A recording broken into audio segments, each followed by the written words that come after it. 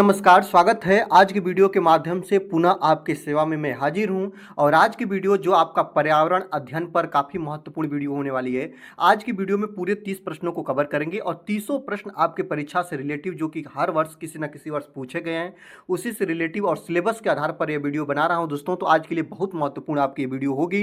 Video को पूरा last तक आप लोग वॉच करिएगा और देखिएगा कितने प्रश्नों को आप कवर कर ले रहे हैं। ठीक है, आज की वीडियो स्टार्ट करने से पहले आपसे रिक्वेस्ट रहेगा कि चैनल पर नए हैं तो चैनल को आप लोग सब्सक्राइब करिएगा, बेल आइकन को प्रेस करिएगा। अगर वीडियो आपको अच्छी लगे, आपको लगे कि नहीं ये वीडियो हमारे एग्जाम के लिए हेल्पफुल हो सकती है, तो आप वीडियो को जरूर से जरूर लाइक करिएगा। चलिए आज की वीडियो को स्टार्ट करते हैं। यहाँ पे सर्वप्रथम पहला प्रश्न देखेंगे। जो मिनीमाता बीमारी है, जो मिनीमाता एक रोग है दोस्तों, जो किसके कारण होता है आपको बताना है। तो जो मिनीमाता रोग है वह जो जल में, याद रखेंगे, जल में जब पारा की मात्रा घुल जाती है, जब पारा का मतलब होता है एच जी। क्या दोस्तों, एच जी को क्या बोलते हैं? पारा बोलते हैं। याद रखेंगे, पारा बोलते हैं। जब आप लोग देखेंगे ये कहाँ पे घुली थी या कहाँ पे मिनीमाता रोग सर्वप्रथम हुआ था, तो आप लोग देखेंगे एक समय था 1956 का और वह देश था जिस देश का नाम था जापान। जापान में जो फैक्ट्रियों से कचरा निकल रहा था वह डायरेक्ट एक नाले में बह रहा था और उस नाले में जो मछलियाँ थी ना, उस नाले में वह मछलियों को जो मरकरी, अर्थात इसको क्या बोलते हैं? पारा बोलते हैं। मरकरी को पारा भी बोला जाता है, याद रखेंगे। और ये मरकरी का जब वो मछलियों के संख पर इसका प्रयोग हुआ और जब उसका वे उस जल घुलित, जो जल में घुलने वाला पारा का जब वह मछलियां अपने अंदर सेवन की, तो जब वहां के जो स्थानीय निवासी थे उस मछलियों को जब उन्होंने खाया तो उनके अंदर मिनीमाता रोग देखने को मिला। और मिनीमाता रोग जो होता है वह, याद रखेंगे, जल में पारा घुलने के कारण होता है। ऑप्शन नंबर सी आपका बिल्कुल करेक्ट आंसर हो जाएगा। सर्वप्रथम यह जापान में देखने को मिला था। और याद रखेंगे, मछलियां जब पारा का सेवन करती हैं या जल में जब पारा, जब डायरेक्ट एक कंपनी का कचरा इस जल में बह रहा था और जो मछलियां इसमें रह रही थी, जो जब वहां के स्थानीय निवासियों ने इस मछली का सेवन किया तो उनके अंदर मिनीमाता रोग देखने को मिला। और ये आपका प्रीवियस ईयर का क्वेश्चन है। और याद रखेंगे वह जो था वह मिथाइल मरकरी के कारण हुआ था, ये भी याद रखेंगे। सर्वप्रथम मिनीमाता रोग किसके कारण हुआ था, अगर ये भी प्रश्न पूछ जाए तो याद रखेंगे, आप लोग याद रखेंगे, मिथाइल मरकरी जो कि एक रसायन है, इसके सेवन के कारण हुआ था व्यक्तियों को मिनीमाता रोग। इसको याद रखेंगे, जापान में 1956 में पारा युक्त मछली का सेवन करने से। चलिए आगे चलते हैं। अंतर्राष्ट्रीय अम्ल वर्षा सूचना केंद्र कहाँ पर स्थित है? अगर आपसे पूछे कहीं कि अंतर्राष्ट्रीय अम्ल वर्षा सूचना केंद्र कहाँ पर स्थित है, अम्ल की पहचान जो होती है वह पीएच मान से निकालते हैं और अम्लीय वर्षा का पीएच मान होता है 5.2 से कम। याद रखेंगे, 2 से कम होता है। कहीं कहीं पे इसको 4.2 से लेकर 4.4 भी रखा है, लेकिन आप याद रखेंगे 5.2 से कम जब वर्षा का पीएच मान होता है तो इसको हम लोग अम्लीय वर्षा का नाम दे देते हैं। शुद्ध जल की बात पूछे तो वर्षा का जल शुद्ध जल होता है, ये भी आप लोग याद रखेंगे। वर्षा एक ऐसा, आप लोगों का जल एक ऐसा पदार्थ होता है ना कि जो आपके वायुमंडल में या आपके जलमंडल में तीनों अवस्था में मिलता है। मतलब कि याद रखेंगे, सॉलिड और आपका लिक्विड और इसके बाद आपका गैस, तीनों रूप में मिल जाता है। आपको यही बताना है कि अंतर्राष्ट्रीय अम्ल वर्षा सूचना केंद्र कहाँ पर स्थापित है। तो आपको बताना होगा कि जो यह सूचना केंद्र है यह ओस्लो नॉर्वे में। कहाँ पे दोस्तों? ओस्लो नॉर्वे में यह अम्ल वर्षा की जानकारी एकत्रित करता है और इसको क्या करता है दोस्तों, सबको यह जागरूक करता है कि अम्ल वर्षा का जो सबसे ज्यादा अम्ल वर्षा कहां पे होती है, तो नॉर्वे में होती है। ये भी आप याद रखेंगे। तो इसका अंतर्राष्ट्रीय अम्ल वर्षा सूचना केंद्र कहां पर है, तो याद रखेंगे ओस्लो के नॉर्वे में। ऑप्शन नंबर ये आपका बिल्कुल बिल्कुल करेक्ट आंसर हो जाएगा। चलिए आगे चलते हैं। पृथ्वी की छतरी किसे बोलते हैं? तो पृथ्वी की छतरी जो कि याद रखेंगे, आप लोगों को पता भी होना चाहिए, जो पृथ्वी की छतरी की संज्ञा होती है वह हम लोग ओजोन परत को देते हैं, जो समताप मंडल का हिस्सा होती है। किसका हिस्सा होती है? समताप मंडल का हिस्सा होती है। सूर्य की पराबैंगनी किरणों, जिसके यूवी बोलते हैं, अल्ट्रावायलेट किरणों को पृथ्वी पर आने से रोकती है। और याद रखेंगे ओजोन परत जो होती है इसकी मोटाई को हम लोग डाप्सन में नापते हैं। और याद रखेंगे ओजोन दिवस 16 सितंबर को मनाते हैं। ये चीजें आप लोग याद रखेंगे, इसको O3 से दर्शाते हैं। और सबसे ज्यादा छिद्र की बात पूछे, ओजोन परत का सबसे ज्यादा हास कहां पे हुआ है या छिद्र कहां पे हुआ है, तो अंटार्कटिका में। कहां पे हुआ है दोस्तों? तो याद रखेंगे अंटार्कटिका में हुआ है ये छिद्र सबसे ज्यादा, इसको आप लोग ध्यान रखिएगा। चलिए आगे देखते हैं। कैंसर, मोतियाबिंद, चर्म रोग जैसी बीमारी किसके कारण होती है, आपको बताना है। तो याद रखेंगे जो कैंसर और मोतियाबिंद और चर्म रोग बहुत इंपॉर्टेंट है, किसके कारण होती है? जल प्रदूषण के कारण, पराबैंगनी किरणों के कारण, ध्वनि प्रदूषण के कारण, सभी के कारण। तो मैं बता दूं, जो आपका कैंसर हो गया, मोतियाबिंद जो आंख की बीमारी है, और इसके बाद चर्म जो स्किन कैंसर संबंधित बीमारी होती है वह पराबैंगनी किरणों के कारण होती है, अल्ट्रावायलेट किरणों के कारण। जो सूर्य के प्रकाश की किरणें पराबैंगनी किरणें होती है, अगर ओजोन परत का ह्रास हो जाए और डायरेक्ट पृथ्वी पर आए और मनुष्य के चेहरों पर पड़े तो उसको कैंसर होगा, उसको मोतियाबिंद की बीमारी होगी, उसको चर्म रोग होगा। ये सब बीमारियों को झेलना पड़ेगा। ऑप्शन नंबर बी आपका सही हो जाएगा, अल्ट्रावायलेट किरणों के कारण होती है। आगे देखते हैं स्टॉकहोम सम्मेलन कब हुआ था, यही बताना है दोस्तों। याद रखेंगे जो स्टॉकहोम सम्मेलन था वह 5 जून 1972 को कब हुआ था, आपको पता होना चाहिए। 5 जून 1972 को हुआ था। कहाँ पे हुआ था अगर ये पूछे तो आप लोग बताएंगे स्वीडन में हुआ था। यह पर्यावरण के संबंधित यह सम्मेलन हुआ था, पर्यावरण से संबंधित यह सम्मेलन हुआ था, स्टॉकहोम सम्मेलन के नाम से जाना जाता है। और यह 5 जून 1972 को स्वीडन में हुआ था, इसको आप लोग ध्यान रखिएगा। आगे देखते हैं राष्ट्रीय चिकित्सक डे कब मनाते हैं, नेशनल डॉक्टर डे आप लोग याद रखेंगे। नेशनल डॉक्टर डे का जो तिथि है कब मनाया जाता है याद रखेंगे। आप लोग देखेंगे प्रत्येक वर्ष के 1 जुलाई को राष्ट्रीय चिकित्सक दिवस के रूप में मनाते हैं। ऑप्शन नंबर डी आपका बिल्कुल करेक्ट आंसर हो जाएगा।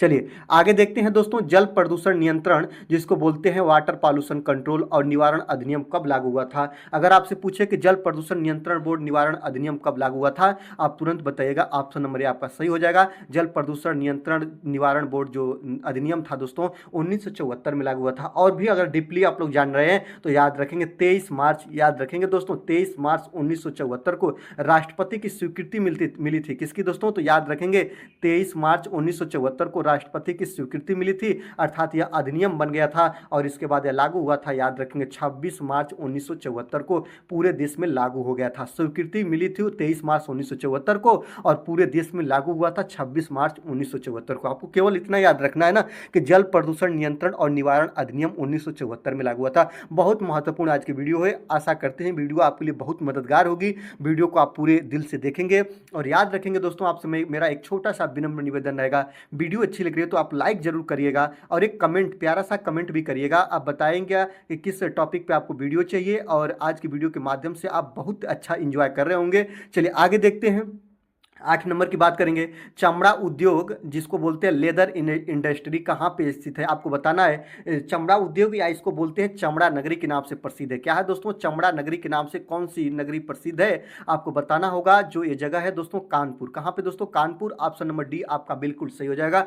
चमड़ा उद्योग कानपुर में। और सबसे ज़्यादा देशों की बात, विदेशों की बात पूछे ना कि सब कौन सा देश में सबसे ज़्यादा चमड़ा उद्योग है ना, तो याद रखेंगे वो भी चीज़ आप लोग ध्यान रखेंगे चीन में, ठीक है। और भारत की बात पूछे तो याद रखेंगे चमड़ा नगरी के नाम से जाना जाता है कानपुर में। इसको आप लोग ध्यान रखेंगे और चीजों को ध्यान रखते रहेंगे। चलिए आगे देखते हैं। आपको यहीं पे एक बात बता दूं, बहुत ज्यादा पूछता है ये भी कि इत्र की नगरी पूछे तो उत्तर प्रदेश का कन्नौज जिला, ये भी ध्यान रखिएगा। और आपसे एक बात और पूछता है, फूलों की नगरी किसे बोलते हैं या फूलों की घाटी के नाम से किसे जानते हैं, अगर ये पूछे तो आप लोग तुरंत याद रखेंगे उत्तराखंड। क्या है दोस्तों, तो उत्तराखंड फूलों की घाटी, इत्र की नगरी कन्नौज और चमड़ा की नगरी आपका कानपुर, इसको ध्यान रखेंगे। चलिए आगे चलते हैं। किसकी मापक इकाई डेसिबल होती है, आपको पता होना चाहिए। डेसिबल में क्या नापते हैं तो आपको पता होता है। ध्वनि का मात्रक किसमें किया जाता है दोस्तों, तो डेसिबल में साउंड की। ऑप्शन नंबर ये आपका बिल्कुल सही आंसर हो जाएगा। साउंड का मापन किसमें करते हैं, तो साउंड का मापन हम लोग डेसिबल में करते हैं। इसको स्मॉल डीबी से दर्शाते हैं, इसको आप लोग ध्यान रखिएगा, ये आपके लिए बहुत महत्वपूर्ण होगा। चलिए आगे देखते हैं। जल प्रदूषण को मापने के लिए कौन सा परीक्षण किया जाता है, अगर आपसे पूछे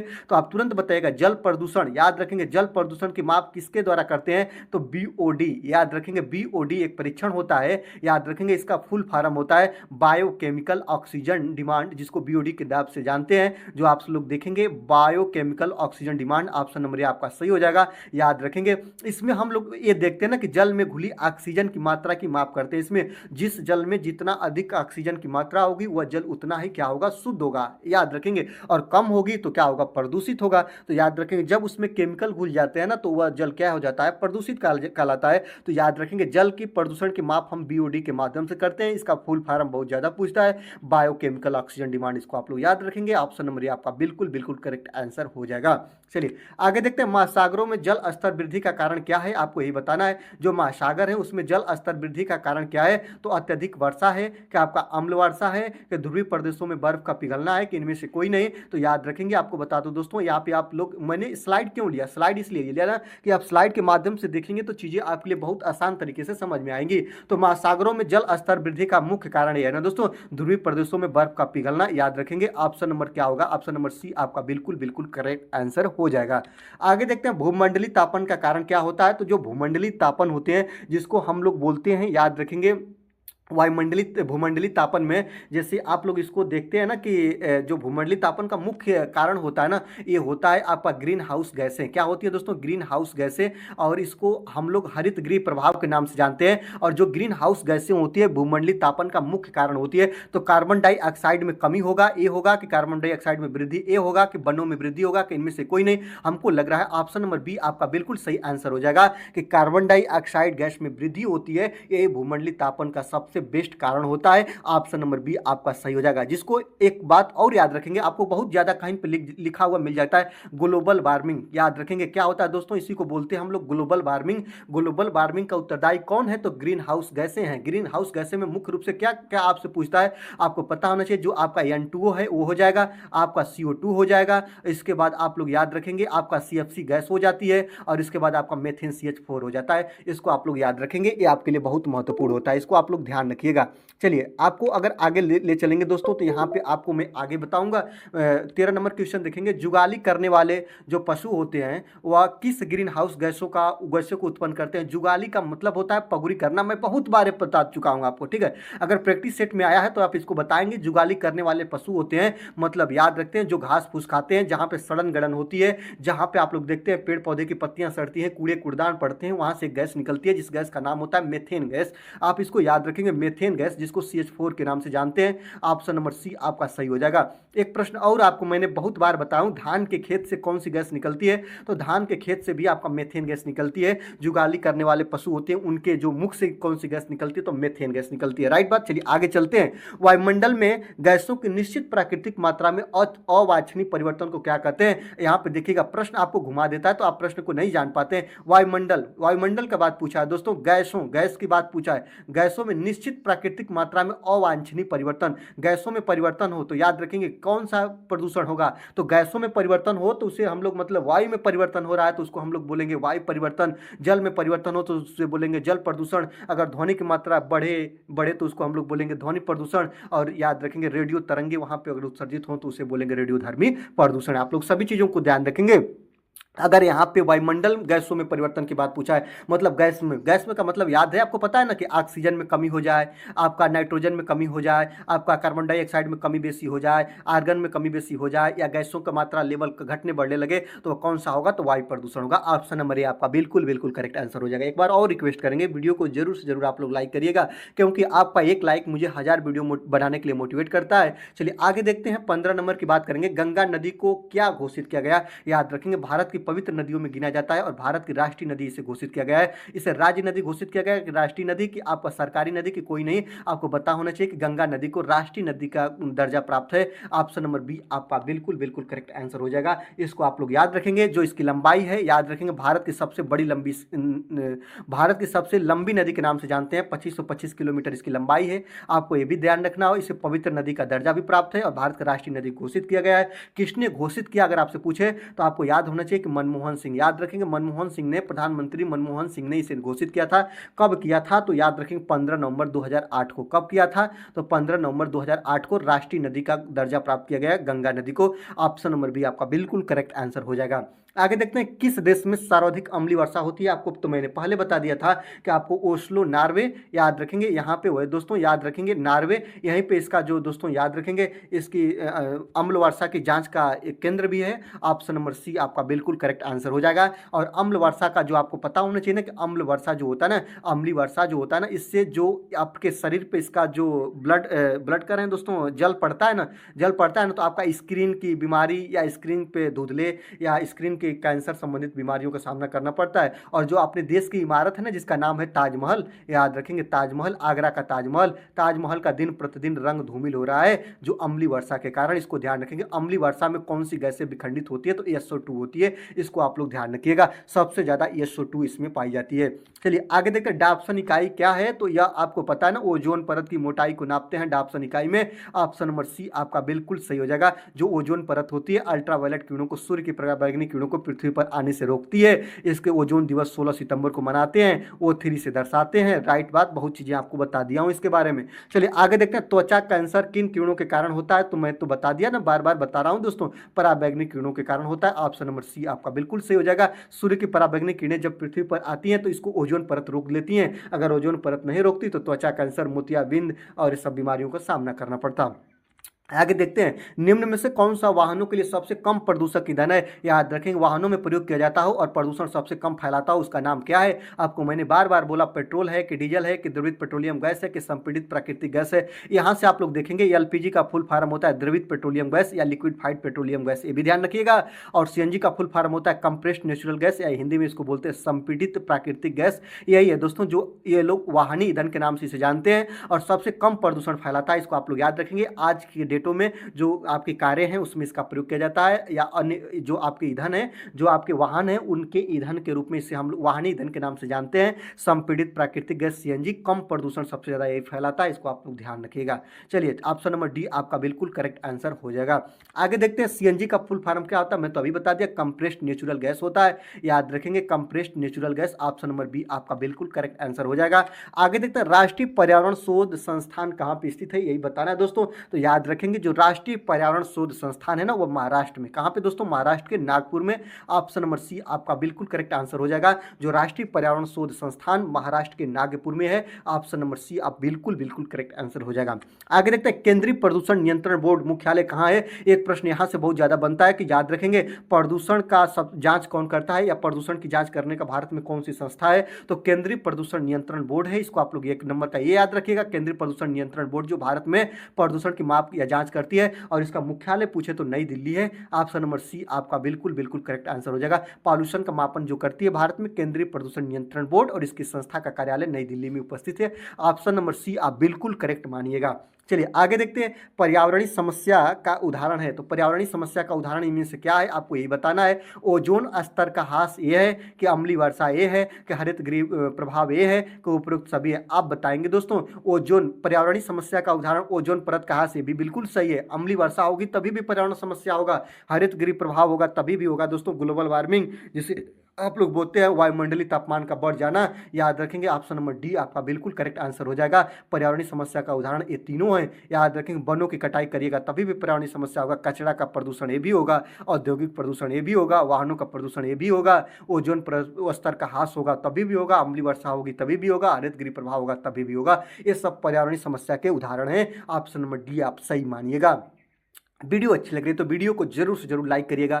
चैनल पे अभी आपने नए हैं, सब्सक्राइब नहीं किया है दोस्तों, तो सब्सक्राइब कर लीजिए, क्योंकि यहाँ पे क्लास का सिलसिला कभी नहीं समझ क्षमता है, और आपको हरदम एक नई नई क्लास और नए नए टॉपिक पे वीडियो मिलेगी जो आपके परीक्षा के लिए काफ़ी महत्वपूर्ण होगी और हेल्पफुल होगी। जिस प्रकार मैं आपकी मदद कर रहा हूँ उस तरह आप लोग मेरी भी मदद करिए। चलिए आगे देखते हैं, 24 नंबर की बात करिएगा दोस्तों। 24 नंबर क्या है कि पर्यावरण संरक्षण का अर्थ क्या होता है? पर्यावरण संरक्षण, पर्यावरण का आप लोग देखिए ना, परिधान के आवरण होता है। परि का मतलब होता है चारों तरफ से, आवरण का मतलब होता है घेरे हुए। जो हमको चारों तरफ से घेरे हुए है ना, उसी को हम लोग पर्यावरण बोलते हैं। और पर्यावरण संरक्षण का अर्थ क्या होता है? तो आर्थिक संसाधनों का संरक्षण, के प्राकृतिक संसाधनों का संरक्षण, के सांस्कृतिक संसाधनों का संरक्षण, के उपयुक्त सभी। याद रखेंगे जितने मेरे साथी दिख रहे हैं उसमें से 60% लोग होंगे जो ऑप्शन नंबर डी को मानेंगे, लेकिन ऑप्शन नंबर डी आपका बिल्कुल गलत है। यह पर्यावरण संरक्षण का अर्थ नहीं है। पर्यावरण संरक्षण का एक अर्थ है ना दोस्तों, प्राकृतिक संसाधनों का संरक्षण। ऑप्शन नंबर बी आपका बिल्कुल सही हो जाएगा। ये बात को याद रखेंगे, ये आपका प्रीवियस ईयर में बना हुआ प्रश्न है। जब ये प्रश्न बना था तो सब लोग ऑप्शन नंबर डी के साथ गए थे, विवादों में प्रश्न था, लेकिन याद रखेंगे आयोग ने ऑप्शन नंबर बी को ही अंत तक सही माना। ऑप्शन नंबर बी आपका बिल्कुल सही आंसर हो जाएगा। यहाँ पे क्यों किया गया आप लोग देख लीजिए भी, आर्थिक संसाधनों का संरक्षण। तो आर्थिक संसाधनों का संरक्षण पर्यावरण संरक्षण का अर्थ नहीं है। सांस्कृतिक संसाधनों का संरक्षण यह भी पर्यावरण संरक्षण का अर्थ नहीं है। याद रखेंगे, बहुत लोग ऐसा कहेंगे कि सांस्कृतिक के द्वारा हम लोग पर्यावरण को संरक्षित कर सकते हैं या संसाधनों का कम करके हम लोग कर सकते हैं, लेकिन नहीं, आयोग ने और एनसीईआरटी के अकॉर्डिंग इसका ऑप्शन नंबर बी ही सही है। इसलिए आप लोग इसका प्रश्न का लेने का मतलब यही था कि आप लोग इस प्रश्न को जाने कि कैसे प्रश्न पूछते हैं। ठीक है, चलिए आगे देखते हैं। कि आपका है कि काकरापार परमाणु शक्ति केंद्र का किस राज्य में स्थित है। आपको ही बताना है दोस्तों, काकरापार परमाणु शक्ति जो केंद्र है ना दोस्तों, वह कहाँ पे है, तो मध्य प्रदेश में कि तमिलनाडु में कि महाराष्ट्र में कि गुजरात में। तो याद रखेंगे जो आपका काकरापार परमाणु शक्ति केंद्र है वह गुजरात राज्य में है, याद रखेंगे गुजरात में है। जो आप लोग चित्र भी देख रहे हैं यही है दोस्तों काकरापार एटॉमिक पावर प्लांट 3, इसको याद रखेंगे। यही परमाणु शक्ति केंद्र है जो कहाँ पे है दोस्तों, तो स्थित है तो भारत के गुजरात में। ऑप्शन नंबर डी आपका सही आंसर हो जाएगा। आगे देखते हैं, पृथ्वी के वायुमंडल के औसत तापमान पर ग्रीन हाउस गैसों का क्या प्रभाव पड़ता है। याद रखेंगे जो पृथ्वी के वायुमंडल के औसत तापमान पर जो ग्रीन हाउस गैसें होती हैं इनका क्या प्रभाव पड़ता है, मैं आपको एक बता दे रहा हूं, आप लोग देखिएगा। ग्रीन हाउस गैसें जो होती है ना वह वायुमंडल में लेयर का काम करती हैं। क्या करते हैं दोस्तों, लेयर का काम करते हैं। और ग्रीन हाउस गैसें जो होती है ना वह ग्लोबल वार्मिंग के लिए, किसके दोस्तों आपको बता दे रहे हैं, ग्लोबल वार्मिंग या इसी को बोलते हैं ना, याद रखेंगे इसी को बोलते हैं दोस्तों, इसी को बोलते हैं जो वायुमंडलीय तापमान में वृद्धि का कारण बनती है, क्योंकि यह अपने वायुमंडल में एक लेयर बना लेती है। तो सूर्य की प्रकाश किरणें अंदर तो आ जाती है, तापमान इसका अंदर तो आ जाता है, लेकिन यह जो लेयर होता है ना यह बाहर नहीं जाने देती। और जब बाहर नहीं जाने देती तो जो आपका जैवमंडल है ना, यह ग्लोबल वार्मिंग के लिए, याद रखेंगे, यह तापमान इसमें बढ़ जाता है और इसी को हम लोग ग्लोबल वार्मिंग बोलते हैं। तो पृथ्वी के वायुमंडल के औसत तापमान पर ग्रीन हाउस गैसें का क्या प्रभाव पड़ता है, तो जो इसका औसत तापमान होता है ना इसको बढ़ाती है। ऑप्शन नंबर ए आपका बिल्कुल सही आंसर हो जाएगा। तो जो ग्लोबल वार्मिंग होती है ना, जो ग्लोबल वार्मिंग जो हरित गृह गैसें होती है ना, यह पृथ्वी के तापमान को बढ़ाने का कार्य करती है, इसलिए इसको ग्लोबल वार्मिंग बोलते हैं। याद रखेंगे ऑप्शन नंबर आपका बिल्कुल सही आंसर हो जाएगा। आगे देखते हैं 27 नंबर की बात बोलिएगा दोस्तों, ओजोन परत के क्षरण के लिए मुख्य रूप से कौन सी गैसें जिम्मेदार हैं। याद रखेंगे तो ओजोन परत होता है ना, ओजोन परत के क्षरण के लिए, क्षरण का मतलब होता है दोस्तों नुकसान। याद रखेंगे ओजोन परत का नुकसान किससे हो रहा है, तो घर में जो रेफ्रिजरेटर है ना, जो आपको पता होना चाहिए, जो आपका रेफ्रिजरेटर है या जिसको हम लोग बोलते हैं दोस्तों तापमान निषेध यंत्र, इनसे जो गैसें निकलती है ना जिसका नाम है दोस्तों क्लोरोफ्लोरो, याद रखते हैं क्लोरोफ्लोरोकार्बन, सी फॉर क्लोरीन या फॉर फ्लोरीन और सी फॉर कार्बन, इसी को बोलते हैं क्लोरीन, फ्लोरीन और कार्बन को क्लोरोफ्लोरोकार्बन का नाम दे देते हैं। और यह जो होता है ना रेफ्रिजरेटर से निकलता है। ऑप्शन नंबर बी आपका सही हो जाएगा। और ओजोन परत को सबसे ज्यादा क्षरण यही पहुंचाता है, ये बात को ध्यान रखिएगा। 28 नंबर की बात करते हैं कि निम्नलिखित तत्वों में से कौन सा स्थल मंडल में सबसे बड़ा घटक है, यही बताना है दोस्तों। सबसे बड़ा घटक की बात पूछा, स्थल मंडल में ऑक्सीजन है कि आपका सिलिकॉन है कि कार्बन डाइऑक्साइड है कि आपका एल्युमिनियम है। याद रखते हैं सबसे ज़्यादा जो पाया जाता है इनमें ऑक्सीजन पाया जाता है 20.95% या इसी को 21% का नाम दे देते हैं, इतना परसेंट अपने वायुमंडल में पाया जाता है। नाइट्रोजन आपका 78%, अदर गैसें 1%, जिसमें आपको याद रखना चाहिए CO2 पूछता है 0.34%, और जो आपका आर्गन होता है ना 0.93% पाया जाता है आपके वायुमंडल में। इसको आप लोग ध्यान रखिएगा, आपके लिए बहुत महत्वपूर्ण है। अगर बहुत ज़्यादा आप लोग याद रखेंगे तो नाइट्रोजन जो होता है ना 78.08% या 0.9% भी पाया जाता है, इसको आप लोग ध्यान रखिएगा, बहुत आपके लिए महत्वपूर्ण है। एक बार तो एक प्रीवियस ईयर का आप लोग एनालिसिस करिएगा तो आपको मिलेगा वायुमंडल में कौन सी दो गैसें 99% का हिस्सेदार होती हैं, तो आपका ऑक्सीजन और नाइट्रोजन जो दोनों मिलकर 99% है। एक बार का आपका प्रीवियस ईयर का प्रश्न है, यूपी टेट का ही, आप लोग ध्यान रखेंगे। चलिए आगे देखते हैं, विश्व पृथ्वी दिवस कब मनाया जाता है। 29 नंबर क्वेश्चन को देखेंगे कि विश्व पृथ्वी दिवस, मैं बहुत बार बातें बता चुका हूं दोस्तों कि जो विश्व पृथ्वी दिवस है ना वह प्रत्येक वर्ष के 22 अप्रैल को मनाई जाती है। कब दोस्तों, 22 अप्रैल को। और 22 मार्च को क्या मनाते हैं, तो जल दिवस के रूप में मनाते हैं। 22 मार्च को पूछे तो जल दिवस, और 20 अप्रैल को पूछे तो आप तुरंत बताइएगा पृथ्वी दिवस, विश्व पृथ्वी दिवस के नाम से हम मनाते हैं, इसको आप लोग ध्यान रखेंगे। आगे देखेंगे वर्ल्ड नो टबैको डे, जिसको बोलते हैं दोस्तों वर्ल्ड नो टबैको डे को बोलते हैं हिंदी में तंबाकू निषेध दिवस। क्या बोलते हैं हिंदी में, ध्यान रखेंगे, तंबाकू निषेध दिवस इसी को बोलते हैं। याद रखेंगे दोस्तों तंबाकू निषेध दिवस के रूप में मनाते हैं। और कब मनाते हैं आपको यही बताना है, तो प्रत्येक वर्ष के 31 मई को वर्ल्ड नो टबैको डे या तंबाकू निषेध दिवस के रूप में मनाते हैं। ऑप्शन नंबर सी आपका बिल्कुल सही आंसर हो जाएगा। यहाँ पे देख रहे हैं दोस्तों सिगरेट है 31 मई को मनाते हैं, यहाँ पे याद रखेंगे तंबाकू निषेध दिवस, याद रखें कम से कम संख्या में तंबाकू का सेवन किया जाए, या जो दोस्तों याद रखेंगे जो तंबाकू है उसका बिल्कुल हम लोग प्रयोग न करें, ये दिवस है। ऑप्शन नंबर सी, ये जागरूकता फैलाने के रूप में यह दिवस मनाया जाता है। ऑप्शन नंबर सी आपका बिल्कुल बिल्कुल करेक्ट आंसर हो जाएगा। दोस्तों 30 प्रश्नों की वीडियो को आपने कवर किया। अगर वीडियो अच्छी लगी तो दोस्तों तो वीडियो को आप लोग लाइक करिएगा, अगर वीडियो को आप लोगों लाइक करिएगा और इसके बाद अपने दोस्तों को शेयर करिएगा, और इसके बाद चैनल पर नए हैं तो चैनल को सब्सक्राइब करके बेल आइकन को प्रेस करेंगे। आज की वीडियो के माध्यम से बस इतना ही, दीजिए मुझे विदा, देखते रहिए आपसे क्रिकेट।